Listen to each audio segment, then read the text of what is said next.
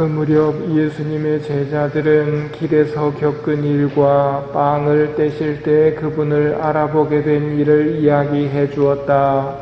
그들이 이러한 이야기를 하고 있을 때 예수님께서 그들 가운데 서시어 평화가 너희와 함께 하고 그들에게 말씀하셨다. 그들은 너무나 무섭고 두려워 유령을 보는 줄로 생각하였다. 그러자 예수님께서 그들에게 이러셨다. 왜 놀라느냐? 어찌하여 너희 마음에 여러 가지 의혹이 있느냐? 내 손과 내 발을 보아라. 바로 나다. 나를 만져보아라. 유령은 살과 뼈가 없지만 나는 너희도 보다시피 살과 뼈가 있다. 이렇게 말씀하시고 나서 그들에게 손과 발을 보여주셨다. 그들은 너무 기쁜 나머지 아직도 믿지 못하고 놀라워하는데 예수님께서 그들에게 여기에 먹을 것이 좀 있느냐 하고 물으셨다. 그들이 구운 물고기 한 토막을 드리자 예수님께서는 그것을 받아 그들 앞에서 잡수셨다. 그리고 그들에게 이르셨다. 내가 전에 너희와 함께 있을 때 말한 것처럼 나에 관하여 모세의 율법과 예언서와 시편에 기록된 모든 것이 다 이루어져야 한다. 그때 예수님께서는 그들의 마음을 여시어 성경을 깨닫게 해주셨다.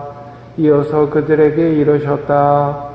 성경에 기록된 대로 그리스도는 고난을 겪고 사흘 만에 죽은 이들 가운데서 다시 살아나야 한다. 그리고 예루살렘에서부터 시작하여 죄의 용서를 위한 회개가 그의 이름으로 모든 민족들에게 선포되어야 한다. 너희는 이 일의 증인이다. 우리는 성경을 읽고 미사에 참여하면서 예수님이 어떤 분이신지 하느님이 어떤 분이신지 계속 알아나가야 하는데 오늘 복음에서 만나는 예수님의 모습도 잘 새기도록 합시다. 간혹 죽었던 사람이 다시 살아났다는 이야기 들으신 적은 있을 겁니다. 예수님의 부활이 그것과 같은 게 아닐까 하고 생각하신다면 다르다고 말씀드리려고 이 이야기를 합니다. 죽었던 사람이 다시 살아나는 것, 그 되살림이고 소생이라고 그럽니다. 그 사람 소생했다. 되살아났다. 근데 부활은 소생이나 되살림과는 다른 겁니다. 예수님께서 죽었던 라사로를 다시 되살리시지요. 또 나인의 한 과부의 외아들을 되살리는 경우 이런 것이 소생에 해당되는데요.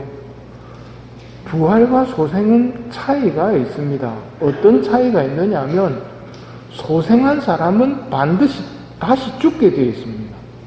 부활은 다시는 죽음이 없는 게 부활입니다. 또 한 가지 차이점은 소생한 사람은 죽은 그 육신으로 소생을 합니다. 그러나 부활은 다릅니다. 죽었을 때 몸으로 부활하는 것이 아니라 전혀 다른 몸으로 부활을 합니다. 전혀 다른 몸이 뭡니까? 옛날 교리로 설명을 하면 부활한 육신은 사기지은을 입는다고 하는 말 들어보셨을 겁니다. 네 가지 기묘한 은혜를 입는데 상하지 않는다는 것, 빛난다는 것, 빠르다는 것, 그 다음 옛날 표현으로는 사마침인데 정교하다, 산뜻하다, 단정하다, 섬세하다는 라틴어 단어를 번역한 게 사마침입니다. 부활한 육신은 분명히 다르다는 것을 설명하기 위해서입니다. 그거 어떻게 압니까? 문이 다 잠겨 있었는데도 예수님께서 제자들 가운데 갑자기 나타나시지요. 그리고 오늘 내 손을 보고 내 발을 봐라. 살과 뼈가 있지 않느냐 하고 음식을 드십니다. 분명히 육신은 육신인데 문이 다 잠겨 있으면 못 들어오는데 갑자기 나타나신단 말입니다. 또 한 가지는 당신의 모습이 바뀔 수 있다는 겁니다. 무슨 말이냐면 제자들이 못 알아봅니다. 그렇게 예수님을 사랑했던 마리아 막달레나도 예수님께서 당신의 모습을 드러내 주시지 않는 한 못 알아봅니다. 오늘 루카복음 바로 앞에 이야기가 엠마오로 가는 두 제자 이야기인데 그 두 제자들도 예수님과 함께 계속 엠마오로 오는 길을 걸으면서도 예수님이 예수님이신 줄을 모릅니다. 그러다가 빵을 떼실 때 알아보는 그 순간 또 사라지시지요. 부활한 육신은 분명히 다르다는 겁니다. 때문에 부활을 제자들이 깨닫게 한다는 것 또한 쉬운 일이 아닙니다. 부활하신 예수님께서 당신이 부활하셨다는 것을 제자들로 하여금 깨닫도록 해주시기 위해서 어떻게 하고 계신가? 그게 잘 나타나는 게 오늘의 복음입니다. 우리가 천재도 아니고 영적인 세계에 대해서는 더더군다나 굶뜬 사람들이거든요. 하지만 그런 우리들에게 섬세하고 자상하게 그리고 천천히 받아들일 수 있도록 기다려주시는 예수님의 모습을 우리는 오늘 새겨야 한다는 말입니다. 내 손과 내 발을 보아라. 바로 나다. 나를 만져보아라. 하시면서 그들에게 손과 발을 보여주십니다. 부활하신 당신을 보고 만지도록 하신 다음 구운 물고기 한 토막을 드시면서 제자들이 생각할 시간을 주십니다.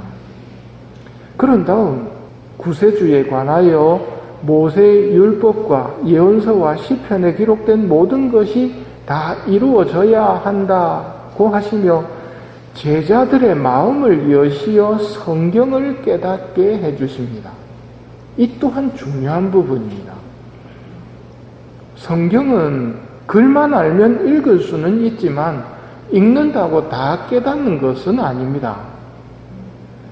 예수님께서 성경을 깨닫도록 마음을 열어서 풀이를 해주십니다. 예수님의 성경 풀이, 이게 우리에게는 신앙이거든요.